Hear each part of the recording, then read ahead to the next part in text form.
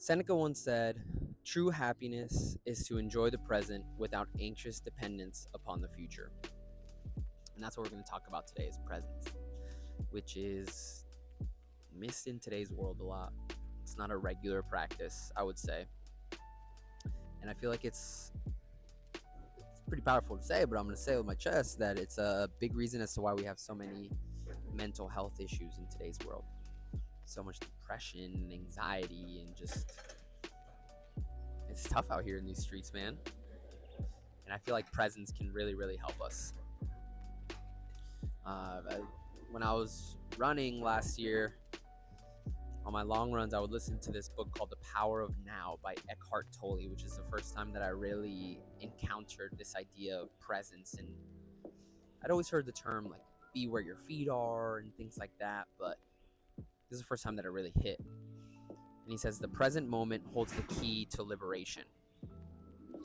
And I really do believe that. I really do believe that, especially I've been doing a lot of research on mental health and the loneliness epidemic. The Surgeon General in 2023, his report was on loneliness, and he called it, I believe, an epidemic. And it's serious. It's real, and a lot of young people, Gen Z and millennials especially, are really struggling mentally. And I feel like presence can really, really help, because I heard this really good term, and I wish I remembered where I heard it. But someone described anxiety as fear of the future, like rumination of the future, which we can't control, right? And depression as like a focus on the past and things that we can't control either. Because Eckhart Tolle says that everything that happens in the present. Nothing happens in the future. Nothing happens in the past. Everything is happening here, and that's not something that we're focusing on. I mean, I'm 28 years old, and I've always been thinking ahead about my career. And I live in New York City right now, but I grew up in Arizona, and people grow up. I don't want to say grow up a lot faster there, but they definitely settle down a lot faster. Like I was 24, 25 years old, and I was thinking about buying a home. I was thinking about getting married. I was thinking about those kinds of things because that's what those people do. And my mind was always ahead. My mind was always focusing on what was to come, things I didn't have, things I fucked up in the past, all things that I couldn't control. And I wasn't taking action here. And I think it's really important to learn how to be where your feet are, to learn how to take action here, to learn to observe your mind, something else that I learned in The Power of Now from Eckhart Tolle, and to not be your mind and observe those emotions. And that starts to delve into some of the stuff that I talk about with deep health, with, the different dimensions, 6 different dimensions of health. And being present can help with almost all of them. Like, being present is going to help with your physical, because you're going to be able to exercise, you're going to be able to eat well, you're going to be able to do things for yourself to sleep well.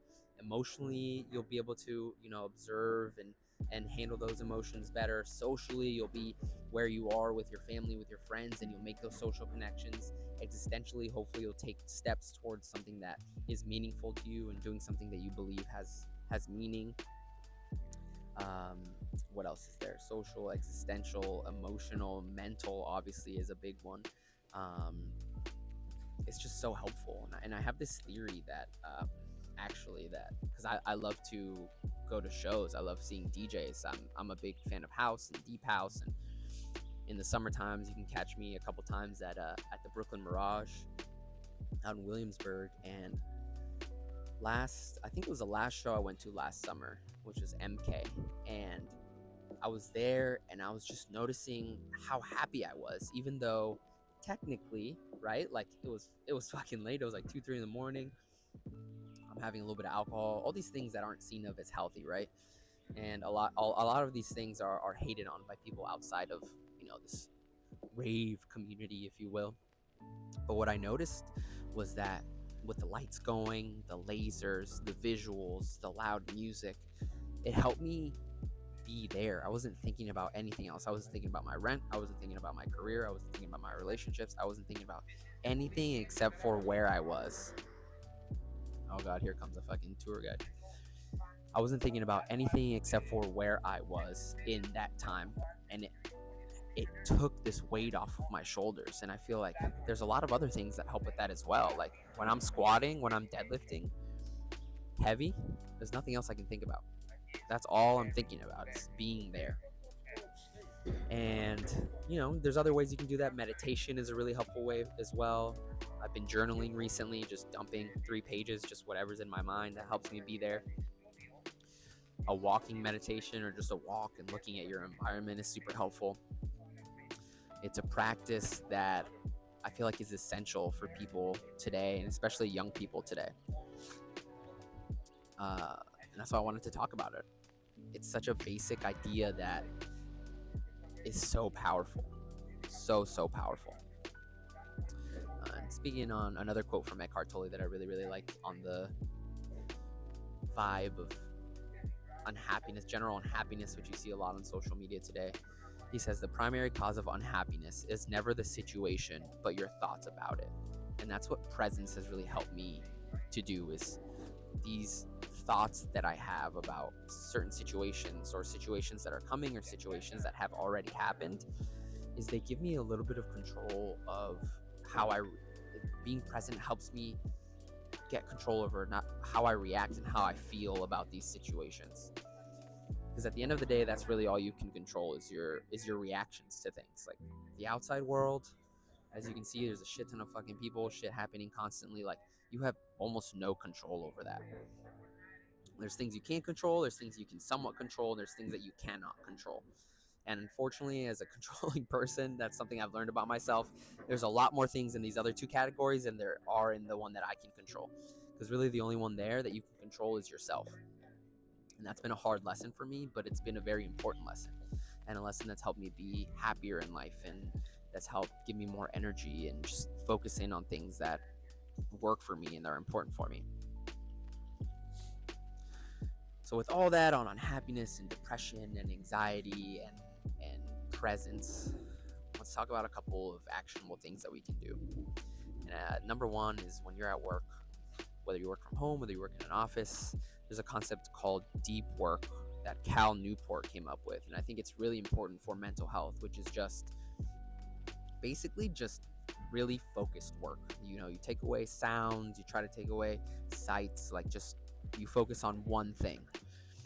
Because multitasking and having multiple thoughts in your head, mental rumination, is actually it's a mental stressor. It's a stressor. You're unable to focus on things, and things coming at you constantly. It's tough. It's tough, and it's something that's very normal in today's world, I feel like. So deep work would be really helpful. And going back to what I said earlier, like exercise, honestly, is more of a mental thing for me personally than it is like a physical thing, than it is a physical practice.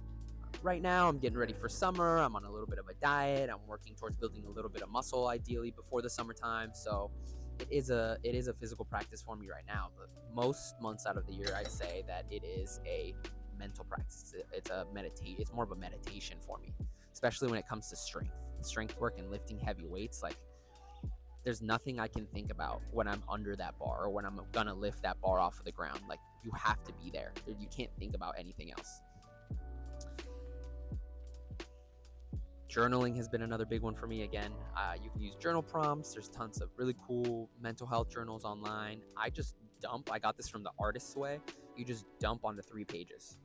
Just literally word vomit. Because eventually shit comes out. It is very, very helpful. You can literally write, if you want to take my advice and you fucking hate this, and you can literally write, "Haid is stupid. This is so dumb. Journaling is stupid," over and over and over and over again. And it might be a couple days, it might be a couple weeks, but eventually other shit is going to start to come out. And you're going to work through some shit, and I feel like it's really helpful, and you're just there.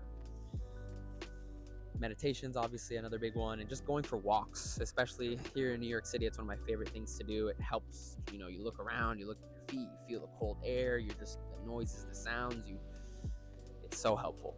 It's so helpful. So if you don't have a practice to get you to be present, and you feel like that's something that can help you feel like your mental health isn't where it needs to be or where you want it to be, where it has been, I'd recommend getting present. being where your feet are, finding some sort of practice for that to be very helpful. So if you have any questions, drop them below. Give the video a like, share it with a friend or a family member if you feel like this would be helpful for them. And I'll see you next time. Peace.